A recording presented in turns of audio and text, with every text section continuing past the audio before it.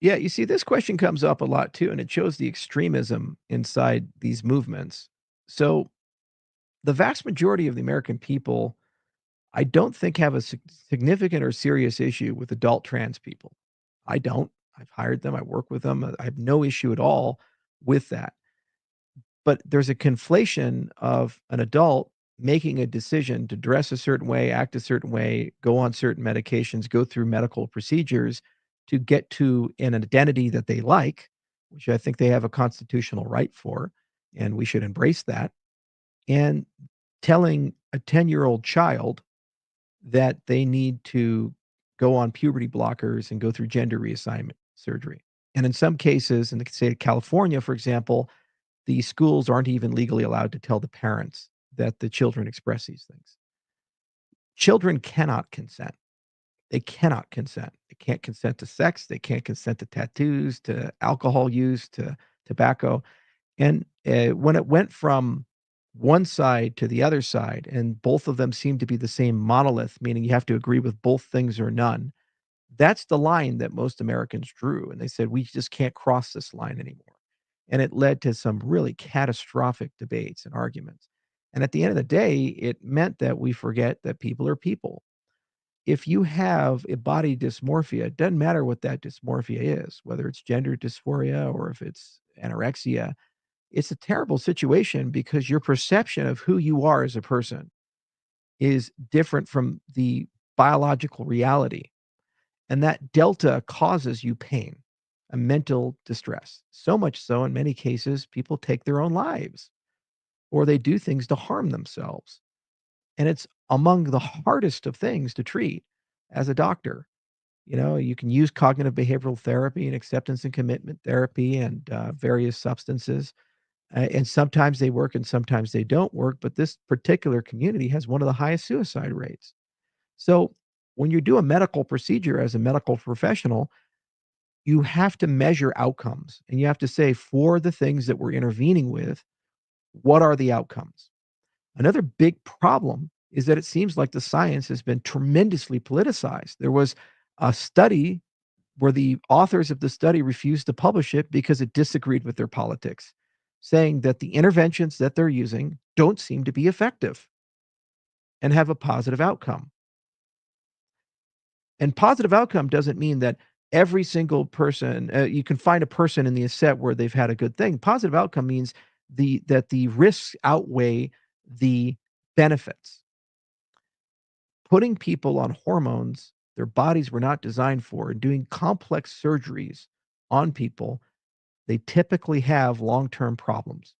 This is why you may have noticed a few decades ago, people started getting really concerned about hormone replacement therapy with women and much more careful about that for menopause treatment.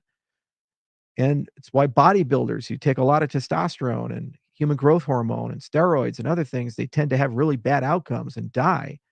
So when you put somebody for their entire life on hormones that their bodies really aren't designed for, uh, the consequences are a much higher mortality rate. So that is your risk factor associated with that treatment. So then you have to ask yourself, what outcome would be acceptable and what alternative treatments are available? So typically that's a conversation with a medical doctor and a family, and they come together and they figure out what to do. And for every other disease condition in the United States, we seem to be totally comfortable with that conversation happening at that level. So if you have heart disease or cancer, and by the way, cancer in particular is a great example because you get to these points where fighting the cancer may actually be worse off than just succumbing to it. So you have a metastatic stage 4 cancer. Many of you listening know somebody or have either personally experienced in your own family that horror. I've seen it many times. And you say, well, look, we can give you the chemo, we can give you the surgeries, we can do all these things. Maybe you get an extra month or two, but you're not going to live. The cancer is going to kill you. And if we do these interventions, your quality of life for the last part of your life is going to be pretty terrible.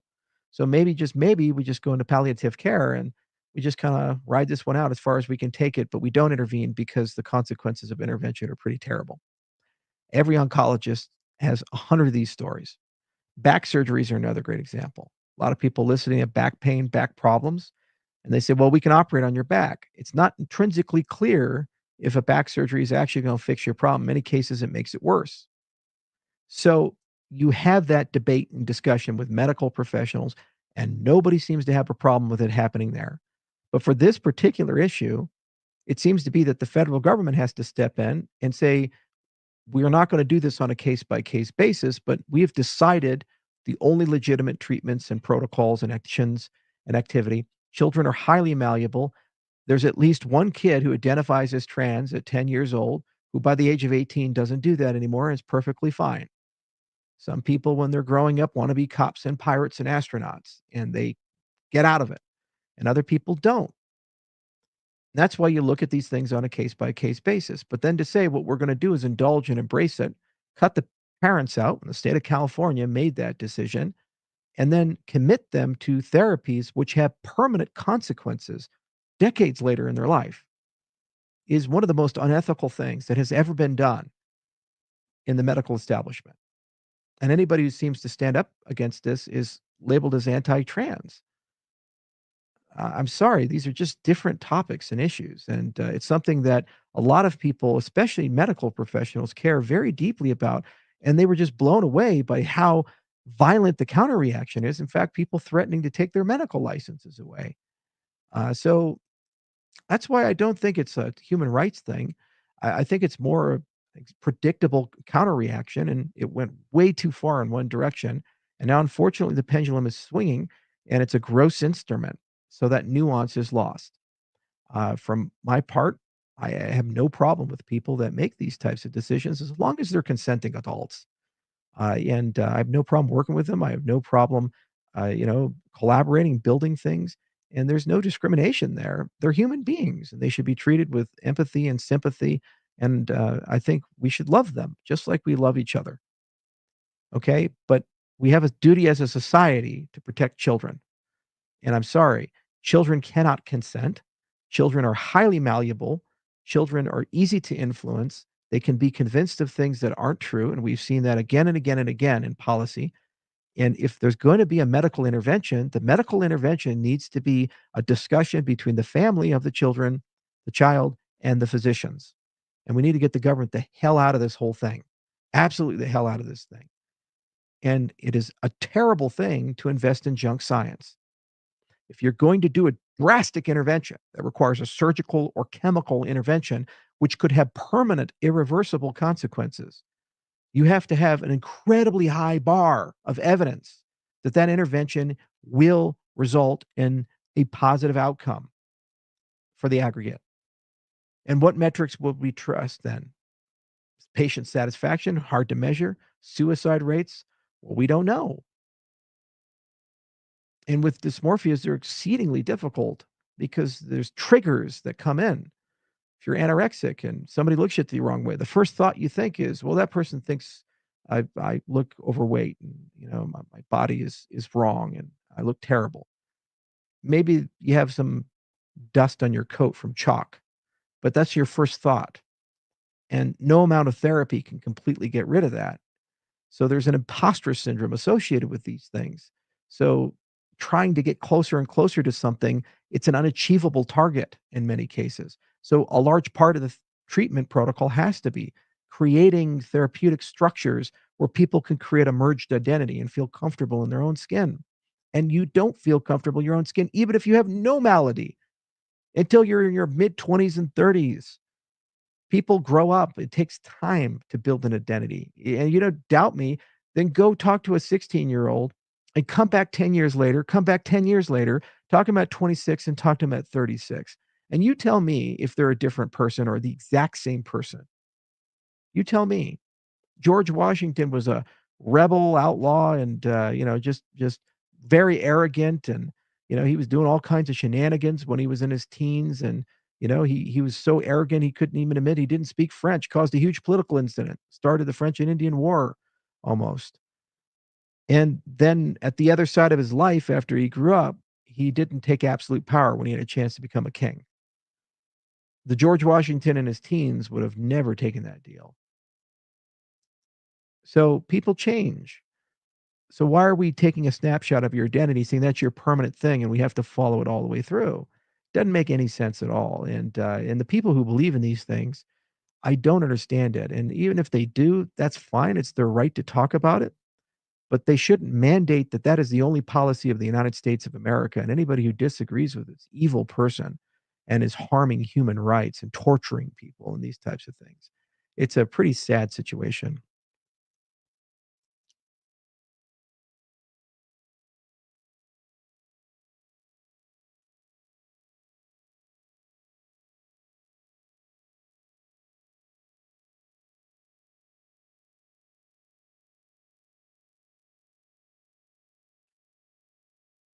Yeah, this is a great question. Advice on love. So it's pretty simple. Just see the best in people. Every single person that you meet, there's something about that person that you can compliment.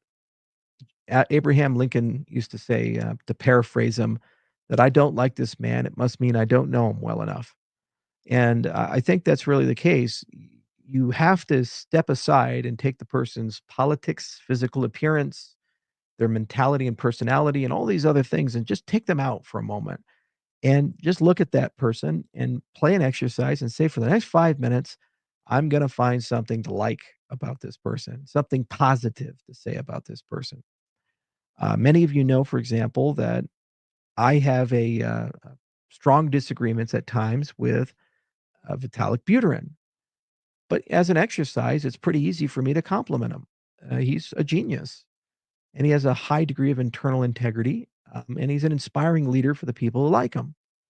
And I fully acknowledge that. And that's how you get to love is that even in the people that you most strongly disagree with, you have grievances with, and in some cases you think they personally harmed you. You can find aspects of those people that are good and positive, and you can build from there. It doesn't mean that you concede all the things that they've done wrong and you forgive them and you let all these things go. Um, that's a different matter, but it does mean that you can at least acknowledge their humanity and see greatness in that. You see this a lot in sports where people have legendary rivalries with each other, like Peyton Manning versus Tom Brady or whatever, and they have a great degree of admiration and respect, even though they're fighting against these guys and they're doing everything in their power to make that person lose. They can respect that that person they're playing against is a worthy adversary. In business, you see this as well. There's plenty of great entrepreneurs in the cryptocurrency space, and we got outplayed in the Wyoming stablecoin side, for example. I didn't imagine that the processes of Wyoming could be so broken that Consensus could install their own guy and Circle can install their own person and they can just run buckshot over everybody. Because in the long term, it's not going to work. But the intent wasn't to actually build a stable coin. It was to derail Wyoming's stable coin and deny the state actually having something viable. Because the greatest possible competitor to Circle was the Wyoming stablecoin if it was built the right way. They go around the world telling everybody, well, we're Ned Flanders, we're Mr. Regulated. Look how great we are. Look how smart we are and how capable we are. No matter how regulated you are, you're not a US state issuing an asset. That's a different matter. You can't pay your taxes with Circle, but you potentially could with the right structure of a Wyoming stablecoin, but it had to be built in a certain way. So the easiest way to get rid of that, if you can't politically get rid of that, is put your own people in and then build it in a way which creates incentives for people to basically destroy it. It's pretty clever. You got to admire them for that. You do. You know that they know how to do this, embrace and extinguish. Wall Street does it all the time. So you learn from these things and you say, all right, well, we got to cover our six a little bit more and be better at this type of stuff. And that's fine. You move on. But love is that's where love comes from. Is that just feeling of respect and admiration and finding nice things. And then there's a wonderful thing you can do called loving kindness, compassion meditation, where you just meditate and try to really find a way to love everybody around you. And there's plenty of books written about it and these other things. And the people who do it, they live incredibly well. That's why you see those smiling, happy monks like Matthew Ricard, or others who've been Buddhist meditators for 40 years, whose names I can't pronounce. Sorry, I don't speak Vietnamese and Hindi.